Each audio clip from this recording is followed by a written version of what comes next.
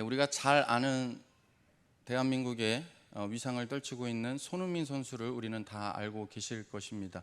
이제는 EPL뿐만 아니라 전 세계적으로도 정말로 탑 클래스에 있는 귀한 선수입니다. 그런데 그 손흥민 선수의 스토리를 보면 정말로 그 기초, 어렸을 때 그 아버지의 도움을 받아서 어찌했습니까?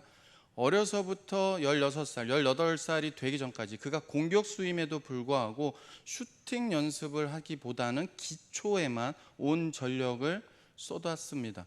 그래 인하여서 그 기초를 넘어 이제는 어찌했습니까? 18살 이후부터 슈팅 연습을 시작하기 시작했고, 그리하여 지금의 성장을 이룰 수 있었습니다. 마찬가지죠.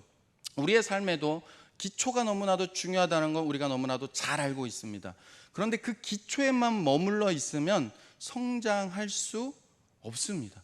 그 기초를 넘어 반드시 그 기초를 아주 튼튼히 다졌다면 이제 그 다음 단계로 넘어가야 하는 것이죠. 우리의 신앙도 마찬가지입니다. 우리의 신앙도 예수 믿고 그냥 구원받았다 여기에만 머무는 것이 아니라 그 기초를 다졌으면 이제 어찌해야 합니까? 성장해야 합니다. 그런데 손흥민 선수처럼 그 고된 훈련을, 그 성장을 이루는데, 지금까지의 탑 클래스를 이루는 데 있어서 그냥 된 것이 아니죠. 엄청난 훈련과 엄청난 고된 훈련을 이겨내고 그것을 넘어서 성장을 이루어 탑 클래스가 된 것처럼 우리의 신앙의 성장도 무엇입니까? 고된 연단과 훈련을 통하여서 어디까지 나아갑니까? 오늘 말씀처럼 초보를 버리고 완전한 데까지. 그 완전한 데가 어디입니까? 예수 그리스도를 깊이 생각하는, 그냥 나를 구원하신 그 예수 그리스도에 머무르는 것이 아니라 그 예수님이 어떠한 분이신지를 깊이 생각하는 그 자리까지, 완전한 데까지 나아가게 된다라는 것입니다. 히브리서는 그런 의미에서 전체가 1장부터 13장까지 하나의 설교문 같습니다. 제가 이 히브리서를 준비하면서 느끼는 건 하나의 설교입니다. 그래서 처음부터 끝까지 딱 하나를 얘기하는 것 같습니다. 예수 그리스도를 바라보라. 예수 그리스도를 깊이 생각하라. 그래서 마지막에도 보면 뭐라고 합니까? 믿음의 주에 온전까지 예수를 바라보라, 예수를 생각하라. 그 말들이 계속 반복되고 있다라는 것입니다. 그런 의미에서 오늘 히브리서는 6장입니다. 어떻게 보면 중간에 껴있는 말씀인데 무엇을 얘기합니까? 1절을 보시면 이렇게 시작합니다. 그러므로 우리가 그리스도의 도의 초보를 버리고 라고 시작을 합니다. 본문이 말하는 도대체 그리스도의 도의 그 초보는 무엇일까요? 오늘 본문을 이해하기 위해서는 우리는 5장 11절부터 살펴볼 필요가 있습니다. 히브리서 5장은요, 예수님이 대제사장이라는 것을 소개합니다. 그러니까 무엇입니까? 대제사장이라는 말은 예수님은 우리가 어떤 처지에 있든지 하나님과 사람 사이에 참된 중보자이시다, 이것을 소개합니다. 그리고 5장 11절부터는 예수님께서 그 대제사장이신데 멜기세덱과 같은 대제사장이다라는 말씀을 구체적으로 설명하기 위해 멜기세덱에 관하여는 내가 할 말이 많다라고 이야기를 합니다. 그만큼 무엇입니까? 멜기세덱 반차를 따라 대제사장인 예수 그리스도에 대한 그 의미가 너무나도 중요하기에 할 말이 많은 것입니다. 우리도 그렇지 않습니까? 아이들을 이렇게 가르치다 보면 어려운 거를 설명할 때 보면 막 이렇게 길게 또 설명해요. 이거를, 그래서 저는 그런 생각을 참 많이 합니다. 정말 똑똑한 사람은 어떤 사람이냐면 어려운 거를 아주 짧게 잘 설명하는 사람이지 않은가라는 생각을 해보게 됩니다. 그런 거죠. 그래서 너무나도 의미가 중요하게 할 말이 많은 겁니다. 그런데 오늘 보면 이게 설교로 들어본다면 어떤 의미인가? 이어서 조금 멈칫하고 좀 충격적인, 어떻게 보면 회중을 약간은 무시하면서 조롱한 듯한 말을 합니다. 11절을 계속 보시면, 5장 11절을 보시면 뭐라고 말씀합니까? 멜기세덱에 관하여는 할 말이 많지만 너희가 듣는 것이 둔함으로 설명하기가 어려우니라 라고 말씀합니다. 즉 무엇입니까? 아무리 설명해도 그것을 이해하고 받아들이기에 너희들의 영적 상태가 부족하기 때문에 설명하기가 어렵다라는 것입니다. 그래서 히브리 성도들의 믿음이 성숙하게 자라나도록 부가적인 설명을 5장 12절부터 6장 20절까지를 이야기하고 있는 것입니다. 그러기에 이 부분을 빼고 그냥 5장 10절을 읽고 바로 7장으로 넘어가도 전혀 본문을 읽는데 문제가 되지 않습니다. 그럼에도 부가적인 설명을 하는 이유는 이 성도들의 영적 상태가 미성숙하기에 아예 설명을 포기하려는 것이 아니라 성숙하지 못한 그들을 어찌하는 것입니까? 자극하여서 깨우치게 한 후에 다시 무엇입니까? 7장 1절로부터 본론이 정말로 그들에게 깊이 새겨야 될 멜기세덱 반차를 따라 대제사장이신 예수님에 대한 의미로 돌아가서 교훈하기 위해서입니다. 그렇다면 히브리 성도들의 지금 영적 상태는 어떤 상태였을까요? 그들의 영적 상태는 젖먹이 어린아이 상태였습니다. 신앙생활을 이제 막 시작한 것도 아닙니다. 상당한 시간 지나 이제 선생이 되어야 함에도 불구하고 여전히 무엇입니까? 젖먹이 어린아이 수준에 머물러 있는 것입니다. 젖먹이 어린아이가 세월이 지나면 마땅히 무엇입니까? 그 아이가 키가 자라고 지혜가 자라듯이 무엇입니까? 이제 계속 엄마의 그 젖을 물지 않고 또 우유병을 먹는 게 아니죠. 이제는 그 나이에 맞게끔 무엇입니까? 단단한 음식을 먹어야 합니다.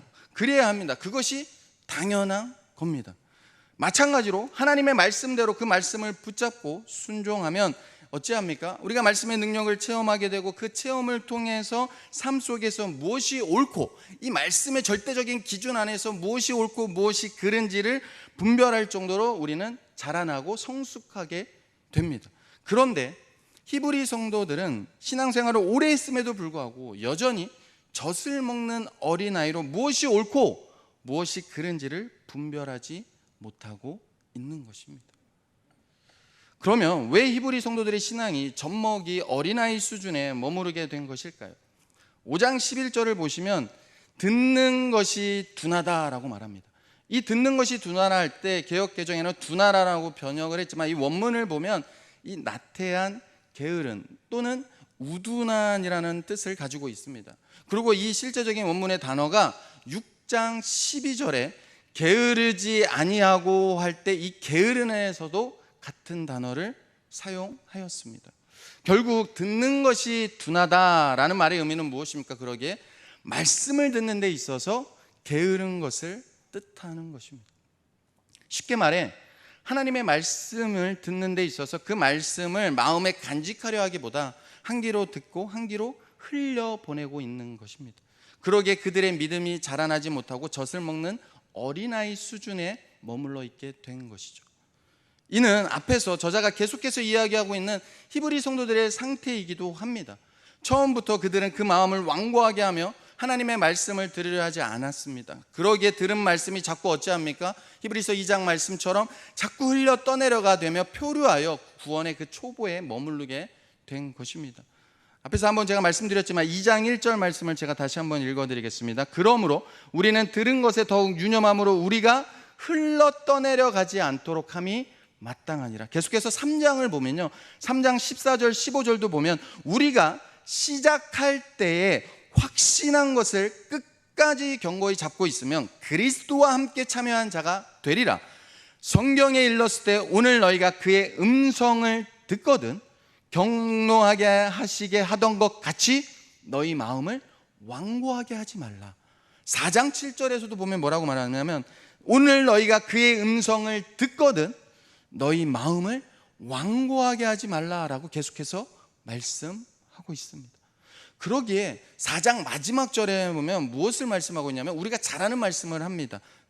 말씀을 듣는 데 있어서 그 말씀이 마음에 안 든다고 일체 듣지 않고 그냥 흘려보내지 않도록 무엇을 고백하고 있습니까? 때를 따라 돕는 은혜를 얻기 위해 담대히 은혜의 보좌 앞에 나아갈 것을 권면하고 있습니다. 우리는요, 우리의 삶에 그냥 돕는 것을 원할 때 때를 따라 돕는 은혜를 이걸 적용합니다. 아닙니다. 우리가 말씀을 들을 때 지금입니다. 지금 우리가 이렇게 하나님의 말씀을 들을 때 하나님 우리가 은혜의 보좌 앞에 나가게 하소서. 그 놀라우신 구원의 십자가의 은혜가 아니면 내가 이 말씀을 듣고 깨달을 수가 없게 우리는 우리의 죄악된 본성을 이 말씀이 들려도 하나님의 십자가의 은혜 그 보좌 앞에 내가 나아갑니다. 그 은혜의 보좌가 아니면 이 말씀이 내 귀에 안 들리기에 주여 때를 따라 은혜를 돕듯이 그 은혜의 보좌 앞에 나아가오니 주여 담대히 이 말씀이 사람의 음성이 아닌 하나님의 말씀으로 내게 들려지게 하셔서 이 말씀대로 내가 무엇이 옳고 내 삶을 돌아보면 무엇이 그른지를 분별하게 하소서. 그래야지 그 말씀이 내 마음에 박히고 새겨져 내 삶의 증거가 되는데, 그렇지 않으면 주님이 때를 따라 돕지 않으면 나는 흘러갑니다. 자꾸만 표류합니다. 그걸 지금 고백하고 있다는 겁니다.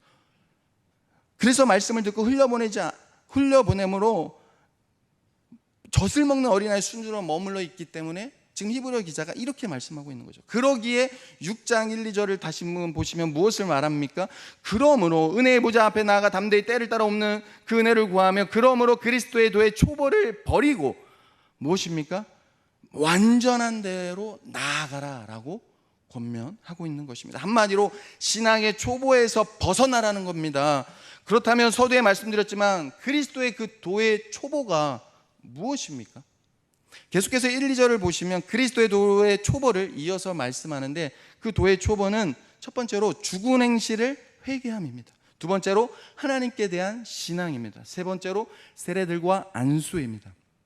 네 번째로 죽은 자의 부활이며 다섯 번째로 영원한 심판에 관한 교훈입니다. 이게 바로 기초인 거죠. 즉 이 초보는 9절 말씀처럼 구원에 속한 것입니다. 성도는 예수 그리스도의 말씀을 들음으로 어찌합니까? 회개함으로 내적 변화가 생기며 하나님께 대한 신앙이 생기게 됩니다. 곧 하나님을 신뢰하는 마음, 하나님과 불순종한 우리의 죄악된 본성이 아니라 이제 말씀을 들음으로 어찌합니까? 우리의 의지적으로 구원받아 회개함으로 하나님에 대한 의지, 하나님께 대한 반응이 일어나게 되는 것이죠. 그러면서 우리가 신앙교육을 통해 무엇입니까? 정말 나의 삶은 이제 내 것이 아닙니다, 하나님의 것입니다 라고 세례를 통해 안수를 받습니다. 뿐만 아니라 구원받은 자는 무엇을 보게 됩니까? 이제는 죽은 자의 부활과 주님 다시 오실 때 영원한 심판이 있음을 믿게 됩니다. 이처럼 구원받은 성도는 그 삶의 가치관이 바뀌게 됩니다. 그래서 현세에 머무는 세계관이 아니라 이제는 무엇입니까? 내세를 바라보며 예수 그리스도 안에서 소망을 가지며 하루하루 살아갑니다. 그것이 바로 지금 오늘 본문이 말하고 있는 무엇입니까? 우리가 잘 알고 있는 이 내용이 바로 성도의 기초라는 것입니다. 이게 다가 아니에요. 이게 기초라는 겁니다. 본문은 지금 그걸 얘기하고 있는 겁니다. 그런데 오늘 한국교회도 무엇입니까? 이게 다라고 여기면 나는 구원받았어, 그리고 삶으로 증거하지 못하는 성도들이 너무나도 많다라는 것입니다. 그걸 얘기하고 있는 겁니다. 그러게 다라고 여기기 때문에 자꾸 흘러 표류하는 것이죠. 뿌리를 박아야 되는데, 예수 그리스도 안에 깊이 뿌리를 박아야지 표류하지 않는데 자꾸 이게 다라고 여기니까 이게 기초임에도 불구하고, 그러게 기초를 닦았으면, 기초를 다졌으면 이제 어찌합니까? 이 기초를 분명히 다지는 게 너무나도 중요합니다. 이것도 모르는 분들이 계시니까요. 이 기초를 다졌으면, 그런데 이제 어찌해야 합니까? 그 기초를 토대로 이제 다음 단계로 넘어가야 합니다. 즉 오늘 말씀처럼 기초를 토대로 완전한 대로 나가야 합니다. 예수님께서도 산상순 설교를 하시면서 이렇게 말씀하셨습니다. 마태복음 5장 48절 말씀입니다. 우리가 잘 아는 말씀이죠. 그러므로 하늘에 계신 너희 아버지의 온전하심과 같이 너희도 온전하라 라고 말씀합니다. 하나님의 예수 그리스도 안에서 우리를 구원하신 이유는 그냥 구원하심으로 끝이 아니라 우리를 온전한 그 자리까지 무엇입니까? 자라나도록 하기 위함입니다. 그래서 에베소서 4장 13절에서도 뭐라고 말씀합니까? 우리가 다 하나님의 아들을 믿는 것과 아는 일에 하나가 되어 온전한 사람을 이루어 그리스도의 장성한 분량이 충만한 데까지 이르리니 라고 말씀합니다. 한마디로 무엇입니까? 온전한 사람은 예수 그리스도로 충만한 사람입니다. 그 심장이 예수 그리스도로 충만한 사람이다라는 것이죠. 그런데 문제는 무엇입니까? 계속해서 기초만 닦으면서 완전한 대로, 즉 그리스도를 아는 충만한 지식에 나아가려고 하지 않는다는 것입니다. 쉽게 말해 예수 믿고 구원받았으니 고난이 아닌 이제 축복만 바라는 성도의 기초에 머물러 있습니다. 그래서 이런 모습을, 단단한 음식을 먹지 못하고, 왜냐하면 우리는요 고난을 원하는 사람이 아무도 없거든요. 예수 믿는 게 어떻게 보면 우리가 더 예수 그리스도의 나를 부인하고 자기 십자가를 지고 그 고난에 예수 그리스도께서 걸어가신 십자가의 길을 나도 따라갑니다 라는 그 고백이 담겨 있는 게 성도거든요. 그건 단단한 음식을 먹는 거라는 거거든요. 근데 여전히 젖먹이 어이같이 축복만을 바라고 있다는 것이죠. 그것을 묘사하고 있는 것입니다. 그러기에 완전한 것이 무엇입니까? 죄인인 우리에게 있어서 이 완전한, 온전한의 말은 사실 매우 파격적인 말입니다. 왜냐하면 우리 안에 거부감이 먼저 오거든요. 나는 완전할 수가 없는데. 왜냐하면 완전한의 말은 이제까지 사람이 아닌 오직 예수님만을 가리킬 때 사용했던 단어이기 때문입니다. 그러기에 완전한 대로 나아갈지어다 이 말은 바로 멜기세덱과 같은 예수 그리스도를 가리키는 말입니다. 그래서 다음 주에 살펴볼 7장에서 멜기세덱과 같은 대제사장이신 예수님에 대하여 자세히 설명하기 전에 6장에서 기초만 계속해서 닦지 말고 완전한 대로 나아가라는 것입니다. 끝까지 예수 그리스도 안에 있는 그 소망의 풍성함에 이르라 라고 먼저 앞에서 지금 부가적인 설명을 하고 있다라는 것입니다. 다시 말해 나의 죄를 위해 죽으신 그 예수 그리스도가 누구신지, 나를 의롭게 하기 위하여 부활하신 그 예수 그리스도가 누구신지 그 예수님을 깊이 생각하라. 지속적으로 예수님을 바라보며 그리스도 안에서 우리를 완전함에 이르게 하시는 하나님의 말씀에 순종하며 자신을 복종시켜라. 그것을 이야기하고 있는 것입니다. 왜냐하면 하나님의 백성은 그 말씀에 순종함 없이는 결코 성숙한 믿음의 분량에 도달할 수 없기 때문입니다. 그래서 5장 13절에서도 이런 성도들을 가리켜 뭐라고 말씀합니까? 의의 말씀을 경험하지 못한 자라고 말씀하고 있습니다.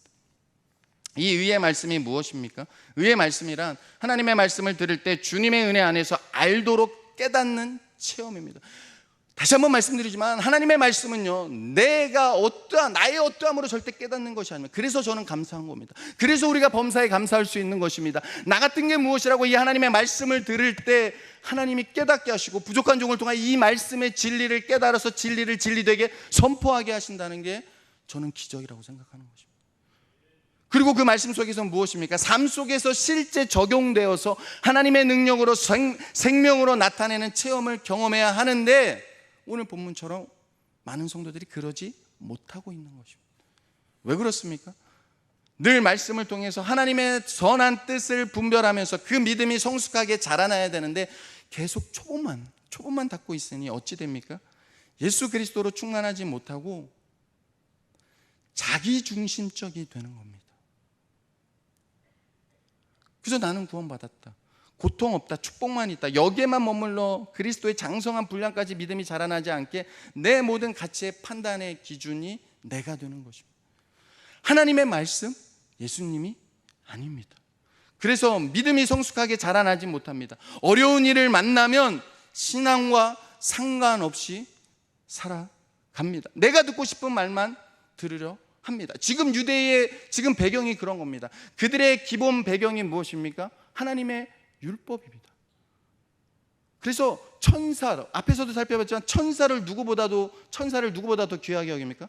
바로 천사를 예수님보다 더 귀하게 여기는 현상이 그들 안에 일어나는 겁니다. 내가 듣고 싶은 말만 듣는 거죠. 그들의 배경 안에서 그 모세로부터 받은 하나님의 사람들이 천사를 통해 그 말씀을 받았다는 그 천사를 더 귀하게 받고 있는 거죠. 그러면서 무엇입니까? 아론을 더 예수님보다도 더 귀하게 자꾸만 일어나는 현상들이 일어나는 것입니다. 그렇다면 이 말씀을 우리나라에 적용한다면 무엇입니까? 우리나라에 깊이 뿌리 내려 있는 게 무엇입니까? 샤머니즘입니다. 그래서 하나님의 말씀을 듣는데도 자꾸 샤머니즘으로 받는 분들이 있습니다. 음식을 먹는 장성한 자, 성숙한 성도는 어찌합니까? 5장 14절 말씀처럼 어려움 속에서도 그 지각, 하나님께서 우리에게 주신 성령 안에서 주신 그 지각을 사용함으로 무엇입니까? 연단을 받을 때 선악을 분별하게 됩니다. 연단을 받을 때, 훈련을 받을 때, 고통이 임할 때 그것을 내 감정대로, 내 기분대로 판단하는 게 아니라 우리 안에 역사하시는 성령 안에서 그 지각을 사용함으로 그것이 어떤 것이 옳고 그른지를 분별하게 된다는 것이죠. 여기서 지각은 알고 깨닫게 하는 능력을 가리킵니다. 그런데 아무리 알고 깨닫게 하는 능력이 있다 하더라도, 우리는 하나님께 능력을 많이 구하잖아요. 능력이 있다 하더라도 무엇을 받습니까? 어떤 과정을 거쳐야 합니까? 연단을 받아야 합니다. 이게 아이러니라는 거예요. 우리 누구도 연단을 싫어합니다. 운동선수들이 고백하지 않습니까? 금메달 딴 선수들이 그 훈련 과정, 정말로 너무 힘든 훈련 과정을 간증하지 않아요. 그 사람들이 금메달 땄으니까 그렇게 간증하지, 그 시간은 얼마나 고통이었겠습니까? 여기서 연단을 받다는, 그래서 운동하다, 훈련하다를 의미합니다. 그래서 이 단어는 히브리서 12장 11절에도 동일하게 사용하는데, 무릇 징계가 당시에는 즐거워 보이지 않고 슬퍼 보이나, 우리가 그렇죠. 후에 그로 말미암아 연단을 받은 자들은 의와 평강의 열매를 맺느니라. 하나님의 연단을 받을 때 하나님이 주시는 지각을 사용하여서 무엇이 옳고 그름을 판단하며 하나님의 선하신 뜻대로 순종하는 자들이 무엇을 열매를 맺게 됩니까? 의와 평강의 열매를 맺게 하신다는 것입니다.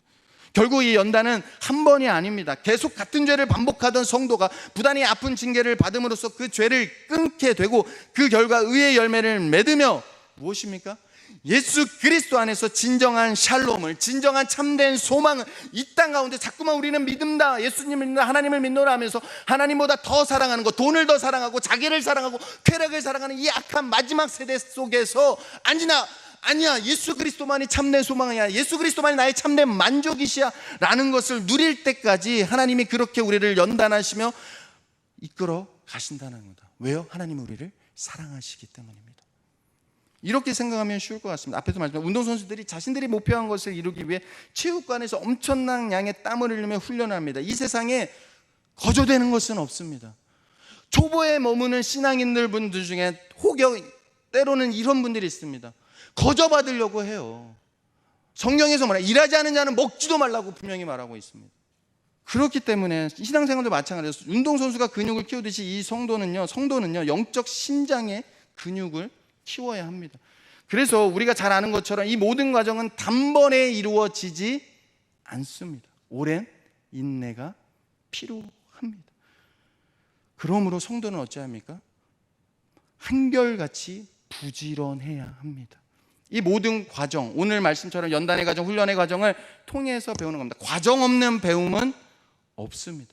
성경 속에 하나님의 사람들이 그랬습니다. 우리가 잘 아는 아브라함도 그랬고, 야곱도 그랬고, 요셉이 그랬고요, 모세도 그랬고, 다윗도 그랬고, 신약에선 바울도 그랬고, 베드로도 그랬습니다. 모두 자신의 감각을 사용하며 연단을 받으며 선악을 분별하여 완전한 대로 나아갈 수 있었습니다. 그런데 이 모든 것을 누구에게 배웠습니까? 예수 그리스도에게서 배웠습니다. 오실 예수님, 그리고 오신 예수님을 통해서, 그리고 다시 오실 예수님을 통해서 배웠습니다. 아브라함을 보십시오. 여러분, 그 아브라함이 부르심을 받았을 때 그 이삭을 바치는 순종에까지, 여러분 그 스토리를 보십시오. 그가 처음부터 믿음이 어마어마했습니까? 아닙니다. 순종하고 나아갔지만 기근이 들자 어찌했습니까? 하나님의 묻지도 않고 그냥 애굽으로 내려간 그 모습입니다. 그런데 그 모습이 바로 무엇입니까? 우리의 모습이라는 것이죠. 그런데 하나님은 그 모습 속에서도 간섭하시고 당신이 택하신 자녀에게 연단하시면서 더 무엇입니까? 그 걸음마다 약속의 말씀을 더 믿게 하시고 하나님의 능력을 더 믿게 하시며 마지막까지 어디의 자리까지 나가게 하십니까? 순종의 자리까지 나가게 하신다는 거죠. 이삭을 바치는 순종의 자리까지. 이게 하나님의 놀라운 은혜입니다.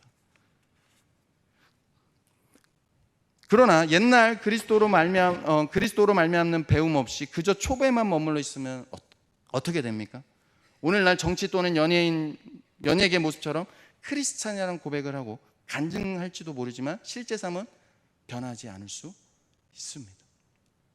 정치계도 많이 나타나는 거죠. 제가 충격을 받은 게, 그 이름은 호명하지 않겠습니다. 어떤 한 분이 매일 기쁘게인가 그 CTS인가 어디에 그 간증을 제가 한번 봤어요. 노래하시는 분인데, 어려운 형편 속에 살다가 노래하신 분인데 간증을 봤어요. 그런데 어느 날 안 좋은 뉴스가 떴고, 또 어느 날 보니까 그분이 스스로 몸을 끊었습니다. 이런 일들이 왜 일어나는 거냐는 거죠. 그러기에 우리도 마찬가지고 저도 예외가 아닙니다. 초보에만 머물러 있으면 안 됩니다. 우리는 완전한 대로 나아가야 합니다. 오늘 본문은 그것을 4절부터 8절까지 히브리 성도들에게 동일하게 경고하고 있습니다. 물론 이 부분 4절부터 8절까지 말씀 신학적인 논쟁도 있지만 제가 드리고자 하는 말씀은 그것이 아니기 때문에 간편하게 무엇이냐면 나의 신앙의 모습은 어떠하냐라는 것입니다. 사랑하는 성도 여러분, 그러므로 그리스도의 도의 초보를 버리고 완전한 대로 나아가 분별하셔야 합니다. 교회 생활을 하면서 예수 그리스도 안에서 사는 배움 없이 자기중심적 사고를 가지고 늘 불평 불만하는 나의 모습을 보셔야 합니다. 내 안에 하나님의 사랑이 나타나야 하는데, 우리의 핵심은 뭐냐면요, 예수 그리스도 안에 있는 하나님의 사랑입니다. 이 사랑이 교회를 섬기고 하나님의 나라를 이루어가는데 언제나 나타나야 합니다. 그런데 그렇지 못하고 성도를 섬기고 있는 내 모습을 보셔야 합니다. 그런데 문제는 우리는 나 자신을 보지 못한다는 겁니다. 그렇기 때문에 우리는 늘 하나님의 말씀을 가까이하며 그 은혜를 사모해야 합니다. 왜냐하면 3절 말씀처럼 하나님께서 허락하시면 우리가 이것을 할 수 있기 때문입니다. 하나님의 허락 없이 일어나는 일은 아무것도 없습니다. 그렇기 때문에 우리는 하나님의 은혜 안에서 사는 백성인 것입니다. 마지막으로 한 가지만 더 말씀드립니다. 우리가 완전한 대로 나아가는 데 있어서 우리는요, 성도는요, 확신해야 하는 것이 있습니다. 오늘 히브리 저자는 그것을 9절부터 12절까지 해서 당부하고 있습니다. 그것은 구원받은, 제가 앞에서도 설명했지만 다시 짧게 설명하면, 그것은 구원받은 성도들에게 나타난 독생자 예수 그리스도까지 십자가에 죽기까지 우리를 향한 사랑을 확증하신 하나님의 사랑입니다. 그 놀라운 사랑이 여러분 안에 나타났기에 여기 계신 성도님들 대부분이 이미 성도와 교회를 섬겼고 이제도 섬기고 계시고 있습니다. 저는 부교육자로 이 수요 예배와 오후 예배를 하지 않습니까? 늘 생각합니다. 또 마음이 한편으로는 아플 때가 있습니다. 너무도 제가 이제 이 말씀을 말씀대로 전해야 되니까 부드럽게 좀 전하고 싶은데 그렇지 못할 본문들이 많거든요. 얼마나 수고하셨습니까? 얼마나 섬기고 계십니까? 지금도 수고하고 땀 흘리시며 오직 하나님의 그 사랑으로, 나에게 나타난 그 사랑으로 여러분 스스로 헌신해서 이 자리까지 오신 거 아닙니까? 그런데 혹 하나님의 사랑이 나를 섬기게 하시고 나를 위해 헌신하게 만든 그 놀라운 하나님의 사랑을 잊으신 분은 없으십니까? 여전히 지금 섬기고 있는데 하나님의 사랑이 안 나타나고 계시는 분은 없으십니까? 그러기에 히브리 성도들을 향해, 그리고 오늘 말씀을 듣는 우리를 향해 주님은 말씀하십니다. 아무리 어려워도 하나님의 사랑을 잊지 않고 사랑의 섬김을 하는 자가 완전한 대로 나아가는 참된 성도라고 이야기합니다. 늘 나만 수고하는 것 같아 억울하십니까? 자꾸 남과 비교하며 불평이 입에서 떠나지 않으십니까? 섬김을 하면서 오히려 공동체를 깨며 사람에게 상처를 주고 있지는 않으십니까? 그렇다면 그 섬김은 도대체 누구를 위한 섬김이겠습니까? 하나님의 사랑, 십자가의 은혜의 감각은, 그 은혜는 어디로 사라진 것일까요? 사랑하는 성도 여러분, 여러분의 수고 가운데 늘 하나님의 사랑이 있기를 그러기에 간절히 소원합니다. 왜냐하면 여러분의 수고도 여러분의 섬김도 다 하나님의 사랑으로부터 나온 것이기 때문입니다. 이 놀라운 진리를 놓치지 않기 위해서라도 대제사장이신 예수님을 깊이 생각하며 끝까지 부활의 소망, 그 풍성함을 부지런하게 삶으로 증명해 보여야 합니다. 그러므로 주님을 더 깊이 사랑하십시오.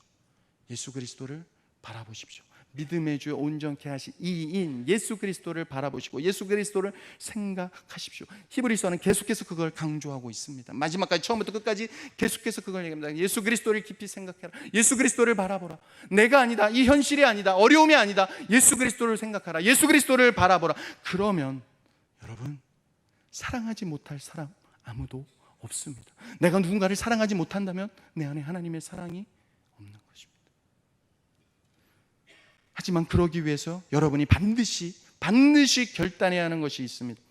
하나님의 말씀을 듣는 일에 게으르지 마십시오. 끝까지 참된 성도의 모습을 보이기 위해서라도 지속적으로 하나님의 말씀을 듣는 일을 게을리해서는 안 됩니다. 왜냐하면 말씀을 듣는 일을 게으르게 하지 않을 때 우리는 말씀 속에 역사하시는 성령의 능력으로 힘과 위로를 받으며 믿음과 오래 참으며 약속의 기업으로 받은 자들을 본받는 자가 될 수 있기 때문입니다. 아브라함은요, 하나님의 약속의 말씀을 바랄 수 없는 중에 바라고 믿었습니다. 보이는 것이 다가 아닙니다. 우리가 보는 것보다 더 놀랍고 분명한 하나님의 약속이 우리의 삶 속에 이루어지고 있음을 이미 예수 그리스도의 십자가를 통해 확증해 주셨습니다. 그러니 하나님의 약속을 소망하며 끝까지 저의 기도, 늘 드리는 기도입니다. 성도님들을 위해서도 나를 위해서도 드리는 그겁니다. 주님, 끝까지 하나님 앞에서는 끝까지 주님을 향한 이 믿음 놓지 않게 하옵소서. 주님을 향한 이 소망 놓지 않게 하여 주시옵소서. 끝까지 그래서 어떠한 어려움 속에서도 참고 견디며 믿음을 잃지 않는 저와 여러분의 삶이 되시기를 주님의 이름으로 간절히 소망합니다.